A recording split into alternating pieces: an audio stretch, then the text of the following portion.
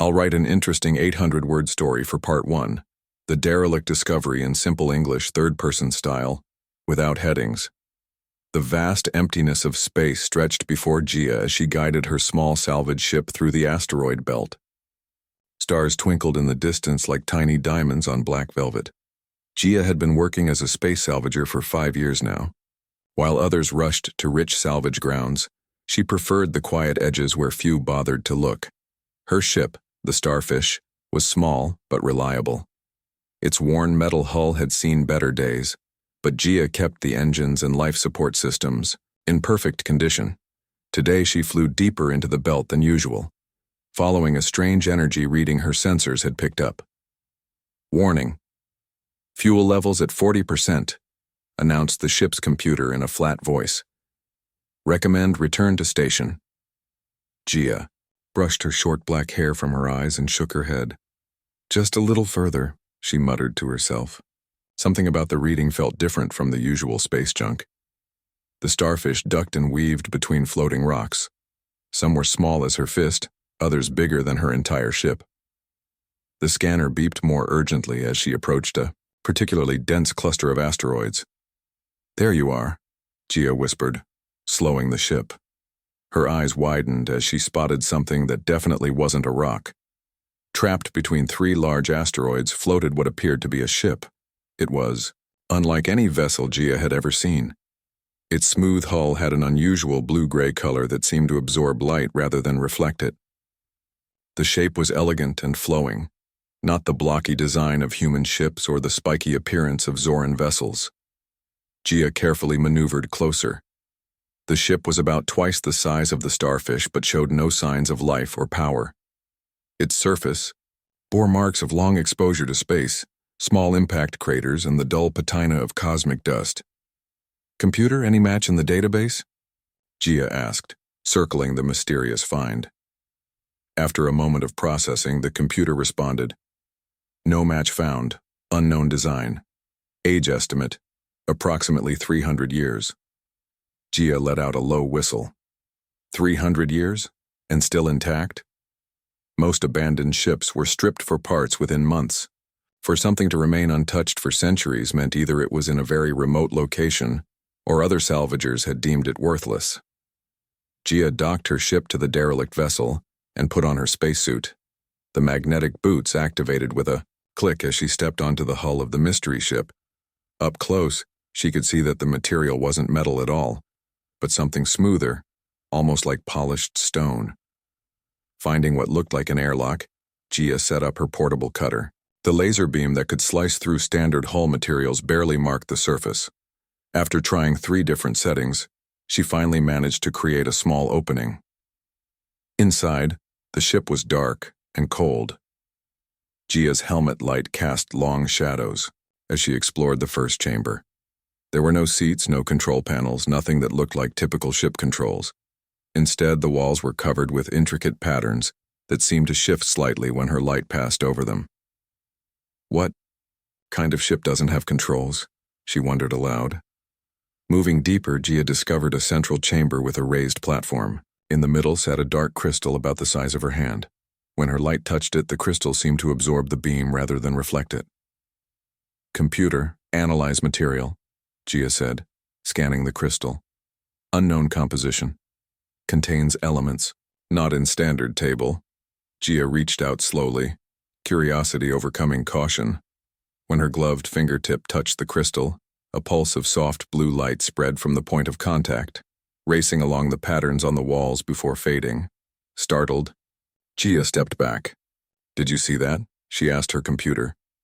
No energy surge detected, the computer replied. Gia frowned. Her instruments should have picked up any power activation. She touched the crystal again, and again the blue light pulsed through the ship, before disappearing. After exploring for another hour, Gia made her decision. This ship was unlike anything in known space. Someone had abandoned it here, but she saw its value. Whatever its origin, she would restore it. It took 3 days to safely attach tow cables to the derelict and begin the slow journey back to her repair station. During that time, Gia noticed the crystal occasionally glowing faintly. though her instruments never registered the energy. As stars streaked past her viewport, Gia felt a strange connection to the silent vessel she pulled behind her. She didn't know yet that this discarded ship would change not just her life, but the future of humanity in the stars. What she had found wasn't just a ship, it was waiting for her. For 3 months, Gia worked on the mysterious ship inside her small repair station. The station orbited a quiet moon far from busy space lanes. Most salvagers sold their finds quickly, but Gia knew this ship was special. Her repair bay, usually neat and organized, now overflowed with tools and equipment scattered around the alien vessel. The strange ship now hovered a few inches above the floor on some kind of invisible energy field. This had happened suddenly, one day when Gia had cleared debris from what she thought might be the engine section. She hadn't even connected any power source. "This makes no sense," Gia said, studying her scanner readings. "No power input, but something's definitely active." Her friend Tay visited from the nearby trading post. He walked slowly around the ship, his eyes wide with wonder. "Have you figured out what species built it?" he asked. Gia shook her head. "I posted questions on the Galactic network. I just got laughed at." She showed him the messages on her tablet. The elegant insect-like no had been particularly harsh. "Humans waste resources on obvious failures. The logical approach is to recognize worthless technology." Tay frowned. "Why would they think it's worthless?" "Because many have found ships like this before, but no one could make them work," Gia explained.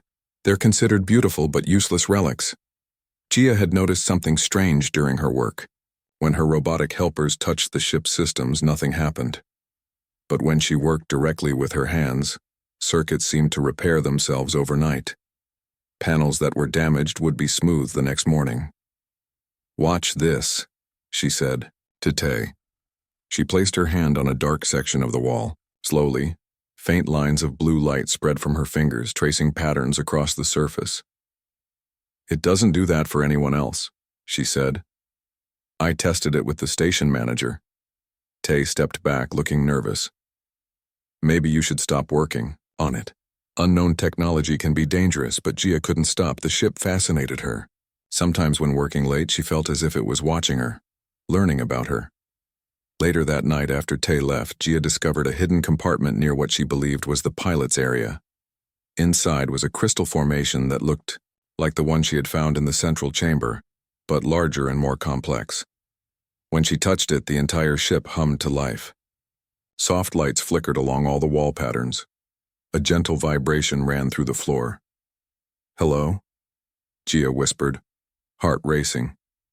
No response came, but she felt a strange sensation, like a gentle touch inside her mind. She wasn't afraid, though. She knew she probably should be. The next day, Gia tried connecting standard power sources to the ship. Nothing worked. The ship only responded to her touch. She began keeping detailed notes about which systems activated when she touched different crystals throughout the vessel. A week later, she made a breakthrough. She discovered that the ship absorbed energy from light, any light, even the dim illumination of her repair bay. The crystals weren't power sources.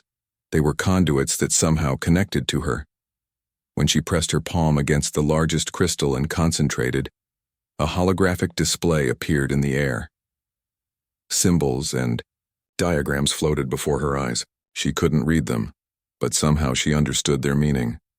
The ship was teaching her how it worked. One evening, as she was about to leave, the crystal pulsed with bright light. A voice spoke directly into her mind. Connection established. Human neural patterns accepted. Gia froze, her hands trembling. "Who are you?" she asked aloud. "This vessel is designated Moonlight. I have been dormant for 472 standard years." Gia sank to her knees beside the crystal. "Why can I hear you when no one else could activate you?" The answer came not in words, but in feelings and images that formed in her mind. The ship, Moonlight, had been designed to bond with certain neural patterns. Dozens of advanced species had found it over the centuries, but none matched the required patterns. Until Gia. "But why me?" she asked. "What's special?" About humans? The crystal pulsed again, sending a warm sensation through her body. Not all humans. You. Your mind contains both logic and intuition in the correct balance. Where others saw patterns, you saw possibilities. The impossible had happened. Gia had restored a ship that the most advanced species in the galaxy had declared worthless. And now, it spoke to her. She didn't yet understand that Moonlight was not just a ship, but the key to powers long forgotten in the galaxy. Powers that would soon make her a target.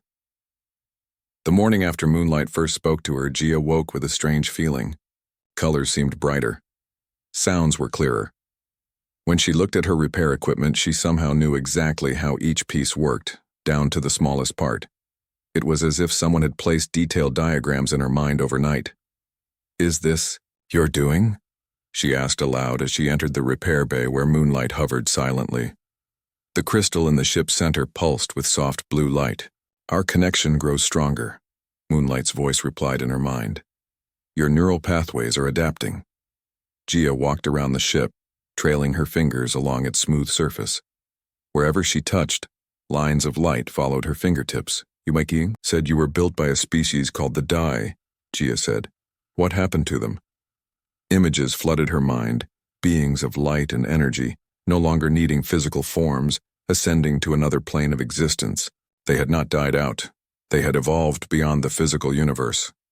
"The Day left behind 12 ships like me," Moonlight explained, "each waiting for the right mind to awaken it." "And in all these years no one else could connect with you?" Gia asked. "Many tried. The No believed their perfect logic would be compatible. The Vreen used their advanced technology to force a connection. All failed." Gia spent the day working on the ship's external hull, repairing small cracks and dents. As she worked, she began to notice she could see energy flowing through the ship's systems, visible currents of light that no scanner detected. When she accidentally cut her finger on a tool, something even stranger happened. Small nanites, too tiny to see clearly, emerged from the ship's surface and healed the wound in seconds. "What was that?" she gasped. "Repair protocols," Moonlight answered simply. "You are part of the ship now." That evening, Tay visited again, bringing supplies from the trading post. He stopped at the entrance to the repair bay, staring. "Gia, your eyes." She turned to him. "What about them?" "They're glowing. Faint. Blue light, just around the edges." Gia rushed to check her reflection in a polished panel. He was right. A subtle luminescence ringed her irises. "The changes are beginning," Moonlight explained privately to her. "The Dai designed their ships to enhance their pilots." "What kind of enhancements?" Gia asked silently, discovering she could now communicate with Moonlight through thought alone. "Improved neural processing, enhanced perception, eventually, matter manipulation." Tay approached cautiously. "Are you okay? Maybe we should get you to a doctor." Gia smiled at her friend's concern. "I'm fine. Better than fine, actually." To demonstrate, she pointed at a heavy wrench on her workbench. Concentrating hard, she visualized it rising into the air. For a moment, nothing happened. Then, with a slight tremble, the wrench floated upward. Tay's mouth fell open. "How?" "I'm not entirely sure," Gia admitted, letting the tool gently return to the bench. "Moonlight is changing me." "Moonlight?" "The ship. That's its name." Tay took a step back. "This isn't natural, Gia. Advanced species have tried to merge with technology before. It never ends well." "This is different," she insisted. "The ship chose me." Later that night, after Tay left, clearly worried but promising to keep her secret, Gia sat cross-legged before the main crystal. Her mind was full of questions. Why humans? Why me? Moonlight's response came in gentle waves of thought and emotion. The Day valued balance above all. Logic balanced with intuition. Knowledge with wonder. Caution with courage. Most advanced species lose this balance as they progress, becoming too logical or too aggressive. Humans, especially you, maintain this precious equilibrium. As they communicated, Gia suddenly saw the stars, not through a viewport, but as if she were among them, flying free of her body. She could feel solar winds and sense the gravitational pull of distant planets. "What's happening to me?" she asked, not with fear but with wonder. "You are beginning to perceive reality as the day did," Moonlight explained. "This is only the beginning of what we can achieve together." When Gia finally slept that night, her dreams were filled with strange equations and distant worlds. She saw other ships like Moonlight, waiting in forgotten corners of the galaxy. And she sensed something else, a distant awareness that had noticed their connection and was now watching with great interest. What neither Gia nor Moonlight realized was that their unique bond had sent ripples through subspace, alerting others to their presence. Others who had been searching for day technology for centuries and would stop at nothing to claim it. The alarm on Gia's station blared to life, waking her from deep sleep. Red emergency lights flashed throughout her quarters. She jumped from her bed and ran to the communications console. "Warning. Multiple vessels approaching. Identification signals match Galactic Security Fleet," announced the station's computer. Gia's heart pounded. The Galactic Security Fleet didn't patrol this far out, unless they were looking for something specific, or someone. "Moonlight, are you seeing this?" she thought, their mental connection now so strong she rarely needed to speak aloud. "Yes. They have come for us," the ship replied in her mind. "News of our connection has spread."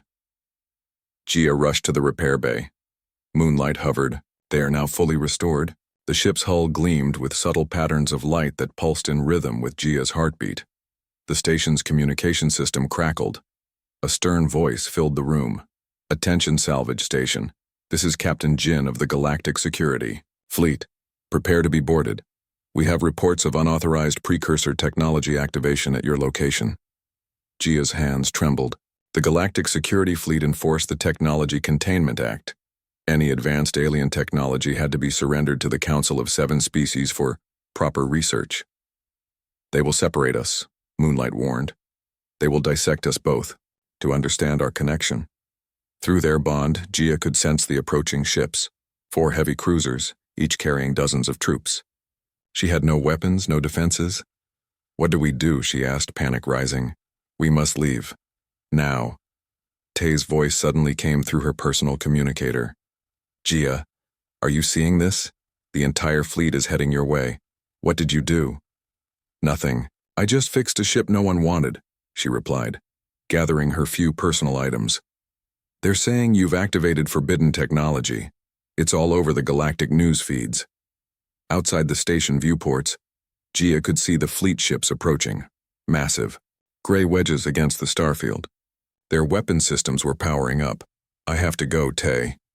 "Go? Go where? They've got you surrounded." Gia ran to Moonlight's entrance, which opened before she even reached it. Inside, the ship hummed with energy, crystal controls glowing brightly. "Gia, park," Captain Jin's voice boomed again. "We know you have bonded with day technology. This is strictly forbidden. Surrender now, and you will be treated fairly." But Gia had seen images in Moonlight's memories. Other species who had found partial connections to day ships, taken apart in laboratories, their minds probed and discarded. "How do we get past 4 battlecruisers?" she asked, settling into what she now understood was the pilot's position. A recessed area where she could lie back, surrounded by crystal control nodes. "Trust our connection," Moonlight replied. As Gia relaxed into the connection point, crystal tendrils extended gently around her, touching her temples, wrists, and ankles. Her consciousness expanded, merging more deeply with the ship than ever before. The repair bay doors wouldn't open fast enough for a normal escape. But Gia and Moonlight were far from normal now.